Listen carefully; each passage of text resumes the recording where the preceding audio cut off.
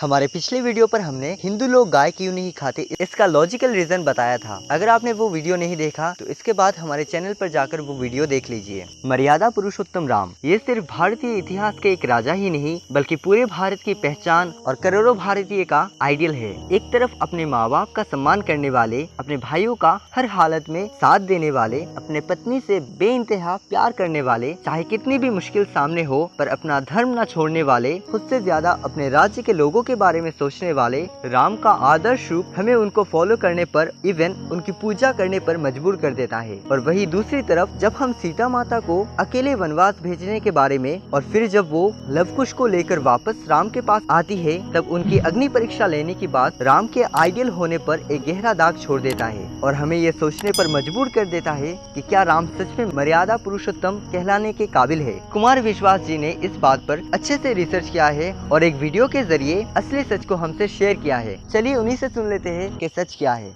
ये दोनों भाई राम और लक्ष्मण, राम तो विशेष रूप से सीता के साथ ऐसा करेंगे ये नहीं हो सकता। क्यों नहीं हुआ था, क्यों आपके मन में भ्रांति आई, इसका भी निराकरण मैं कर दूंगा। लेकिन पहले मैं बताता चलूं, वाल्मीकि रामायण में 7 कांड हैं, 24,000 श्लोक हैं और यह माना जाता है इनमें अधिकांश से प्रक्षिप्त हैं जो वाल्मीकि ने लिखे नहीं। आप कहेंगे लिखे नहीं फिर कैसे हो गया? मैं 650 ऐसी कविताएं रोज व्हाट्सएप पे देखता हूं जो मेरे नाम से घूमती हैं। कुछ भी कूड़ा लिखो नीचे गालिब लिख दो, कुछ भी कूड़ा लिखो नीचे महादेव वर्मा लिख दो और उसे व्हाट्सएप पे वायरल कर दो, फैल गया। व्हाट्सएप एक विश्वविद्यालय है जहां से ग्रेजुएट होने के लिए अकल से पैदल होने के अतिरिक्त कोई आवश्यकता नहीं है योग्यता की आपके पास।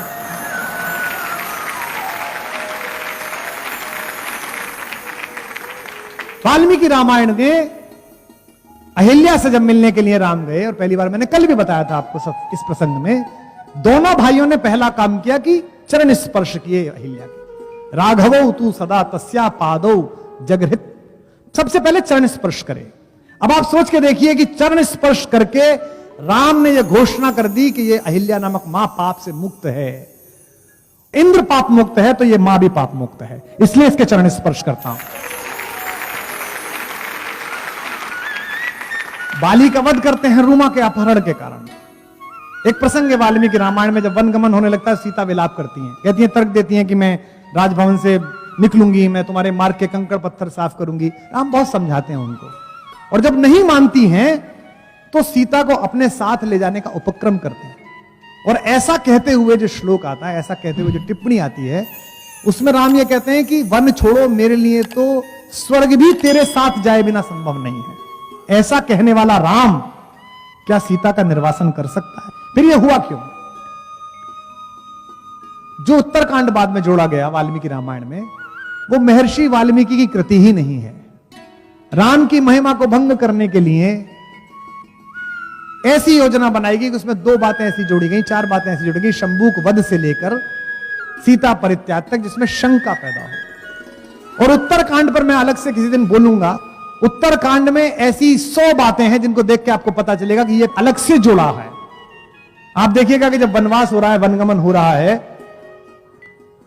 तो सीता को राम को लाके कैकेयी ने कौपीन दिए हैं, वस्त्र। काशी में रहने वाला रेशम का कौपीन पहनता है। मरणम मंगलम यत्र विभूतिश्च विभूषणम कौपीनम यत्र कौशेयम सा काशी केन मीयते, ऐसी काशी। तो सीता के हाथ में तपस्वी का वस्त्र दिया तो वशिष्ठ नाराज हो गए। वशिष्ठ ने कहा वनवास राम का हुआ है, इसे क्यों दे रही हो? लेकिन जब कुटिलता छाती है तो आप चाहते हैं कि सामने वाला का और उत्पीड़न हो। तो गुरु वशिष्ठ ने फटकारा, सीता ने वस्त्र ले लिए, लेकिन सीता को पहनना नहीं आता वस्त्र। आप सोचिए, पूरी सभा है, माँ है, भाई है, बहन, सब खड़े हुए हैं, गुरु वशिष्ठ खड़े हुए, पूरा दरबार खड़ा हुआ है, और उनको वस्त्र दिए गए कि पहले पहनना नहीं आता। इस पे जो अगली टिप्पणी है उस पर आप राम के समर्थन में खड़े हो कि अपवाद है, झूठ है जो फैलाया गया। तो उस महफिल में राम ने वो काम किया जो प्रेम करने वाला पति कर सकता है। वो स्वयं आगे बढ़े और उन्होंने सीता को अपने हाथ से वस्त्र पहनाया। तस्यास्तत् क्षिप्रमागत्य रामो धर्मव्रता वरः चीरम बबंधम सीताया कौशेयस्य ऊपरि स्वयं। सीता को स्वयं वस्त्र पहनाया। जो आदमी अपनी पत्नी के सार्वजनिक अपमान को अपनी छाती पर झेलता हो, वो अपनी पत्नी को किसी के कहने पर जंगल भेज देगा? कैसी मूर्खतापूर्ण बात है। अग्नि परीक्षा के बारे में लोग बात कहते हैं। राम ने विभीषण से कहा युद्ध जीतने के बाद कि जाओ मेरी पत्नी को नहला धुलाकर स्वच्छ वस्त्र पहनाकर लेके आओ। सीता ने कहा कि मैं बिना स्नान के पति का दर्शन करना चाहती हूँ। विभीषण ने कहा कि प्रभु ने तो आज्ञा दी है कि आप स्नान कर लें और कपड़े पहन लें। नए कपड़े दे दिए गए, पालकी मंगवा दी गई, सीता पहुंची। जब सीता को उन्होंने देखा तो उनका मुख म्लान हो गया। अब आप समझेंगे कि इतने लंबे समय के बाद राम मिले तो म्लान के मुख हो गया। राम को लगा कि इतने सुंदर वस्त्रों में इतनी सजी संवरी अगर ये आएंगी तो लोक में इनके बारे में गलत राय जाएगी। इन्हें तो रावण की कैद में कोई दुख ही नहीं था, कोई कष्ट ही नहीं था। और यह दुख समझने के बाद समाज गलत सोचेगा। सीता ने कहा, मैंने प्रभु से, अपने पति से अनन्य प्रेम किया है, अगर क्षण भर भी मेरा मन राम से दूर हुआ हो तो अग्निदेव मेरी रक्षा करें। तो इसमें मनश्छंद एक शब्द है। यहां कालिदास पढ़ाने वाले लोग बैठे हैं, जितनी महिलाएं बैठी हैं, सीता ऐसी नहीं है कि ऐसे कोई निर्वासन दे दे चली जाएंगी। ये सब झूठ है। सब ये उत्तर रामायण की कथा है जो बाद के लोगों ने जोड़ी है। सीता का तो दर्प इतना बड़ा है, सीता का स्वाभिमान इतना बड़ा है कि कालिदास ने रघुवंशम में जब सीता को जंगल में छोड़ा, लक्ष्मण से कहा कि बेटा इसे छोड़ के आओ, इस कहानी को बनाया उन्होंने। तो सीता से लक्ष्मण ने पूछा, बहुत देर तो खड़े रहे भाभी के सामने, फिर डरे रहे, पूछूं डांट तो नहीं देंगी। फिर लक्ष्मण ने पूछा कि मां मेरे लिए कुछ आज्ञा है?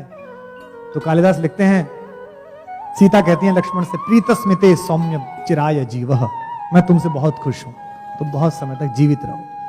साहस बढ़ता है। फिर कहते हैं, भैया के लिए कुछ आज्ञा है, भाई साहब को कुछ कहूं? अब सोचिए, सीता का चरित्र देखिए। वो एक वाक्य बोलती है, एक शब्द बोलती हैं, आपके अंदर से आंसू खींचेगा वो शब्द। कालिदास जैसा महाकवि लिख रहा है तो कौशल भी है उसके पास लिखने का। कहते प्रीतस्मिते सौम्य चिराय जीवः, भाई से कुछ कहना है? तो वो कहते हैं, वाच्यस्त्वया मद वचनात् स राजा, उस राजा से मेरी ये बात कह देना। पति नहीं कहती। उत्तरकांड आप पढ़ लीजिए, वो वाल्मीकि का कथन ही नहीं है, वाल्मीकि की स्टाइल ही नहीं है। जो यहां विज्ञान ज्ञानी बैठे हों, जिनको पढ़ना है, मैं उनसे चुनौती देता हूं, वाल्मीकि रामायण पूरी पढ़ी है, जहां से कहानी शुरू हुई है, जहां से झूठ शुरू हुआ है कि सीता को निर्वासन दिया गया। ये कहानी कभी नहीं थी, ये बाद में जोड़ी गई है। क्योंकि आप उत्तरकांड की भाषा पढ़िए, वो वाल्मीकि की भाषा ही नहीं है। हमारे मंचों पर कई लोग उस्तादों से गजल लिखवा के ले आती हैं, आप सबको पता है। हमारा उर्दू का एक शायर है मलिक जादा जावेद, उसका एक शेर है। उत्तरकांड पढ़ते समय मुझे वो शेर याद आता है कि जो दूसरों से कहलवा के गजल लाते हैं, जो दूसरों से कहलवा के गजल लाते हैं, ज़बां खुले तो तलफ्फुज में मात खाते हैं। और साफ दिखता है कि उत्तरकांड उनकी रचना ही नहीं है। इसी से विचार पूर्वक बालकांड का तृतीय और चतुर्थ सर्ग लिखा गया ताकि उत्तरकांड की वैधता दिखाई देती। तो आज के बाद इस सभा में आपसे कोई भी पूछे कि सीता का निर्वासन हुआ, तो उससे कहना कि भाई सीता का कभी निर्वासन नहीं हुआ, क्योंकि वाल्मीकि उस समय जीवित थे जब ये कहानी लिखी। वाल्मीकि ने जीवनी लिखी है, ऑटोबायोग्राफिकल एलिमेंट है, और वाल्मीकि ने उसे समाप्त कर दिया कहां? युद्ध कांड पर। और युद्ध कांड के बाद में कहा, इस प्रकार राम ने 11,000 वर्षों तक राज्य किया। जब एक बार बात कह दी और कथा समाप्त हुई, जोर से बोलिए। इसलिए वाल्मीकि ने योग बल से देखा, और वाल्मीकि अपने आश्रम में ही सीता को देख रहे हैं, राम मिलने आए हैं। नारद ने खुद ने कहा 11,000 वर्षों याद किया है। तो आज के बाद से इस कहानी का एक प्रसंग आप आगे से ध्यान रखेंगे, शंभूक वध और सीता का परित्याग। ये दो कहानी राम को दलित विरोधी दिखाने के लिए, आदिवासियों का विरोधी दिखाने के लिए, और राम को स्त्री विरोधी दिखाने के लिए। जिन लोगों को भारतीय संस्कृति के इस आचार विचार में आस्था नहीं थी, उन्होंने षड्यंत्र पूर्वक जोड़ी है। तो एक बात आज से मान के चलिएगा कि उत्तरकांड में जितना कुछ भी है वो राम के बारे में अपयश फैलाने के उद्देश्य से लिखा गया, उसकी शुद्धि हुई नहीं है। और यहां बैठे तमाम लोगों से मैं निवेदन करता हूं, अपने अपने धर्म गुरुओं से, अपने अपने धर्म प्रचारकों से, अपने अपने कथा करने वालों से कहिएगा कि आज के बाद से इस प्रसंग को बोलना बंद करें। झूठ आप बोल रहे हैं इसलिए जनता विश्वास कर रही है। निर्वासित अहिल्या को मां कहने वाला हमारा राम, कैकेयी जैसी मां। कल मैथिली शरण गुप्त की जयंती थी, मैथिली शरण गुप्त ने कैकेयी को पहुंचाया है जब पंचवटी में, तो कैकेयी बताती है बेटे से, होने पर बहुधा अर्धरात्रि अंधेरी, जी आकर करती पुकार थी मेरी, लोग कुहुकनी अपना कुहुक राम यह जागा। बेटा तुम्हें याद है जब तू छोटा था तो मेरे पास सोता था? राम से कहती है कैकेयी, लोग कुहुकनी अपना कुहुक राम यह जागा, निज मंजली मां का स्वप्न देख वह भागा, होने पर बहुधा अर्धरात्रि बहुतेरी, तुम वही राम में वही कैकेयी तेरी। राम कहते हे अम्ब, तुम्हारा राम जानता है सब, इस कारण यह कुछ खेद मानता है कब। राम ने कहा कैकेयी से, 100 बार धन्य वह एक लाल की माई, जिस जननी ने है जना भरत सा भाई।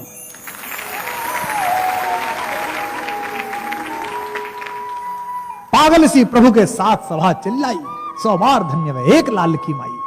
जिसने घुसने पर सबसे पहले कैकेयी के पैर छुए, आप सबको मैंने कल बताया था, वो राम किसी महिला के बारे में, अपनी पत्नी के बारे में, जिसके बिना स्वर्ग नहीं जाना चाहता, ऐसी घटना कर सकता है।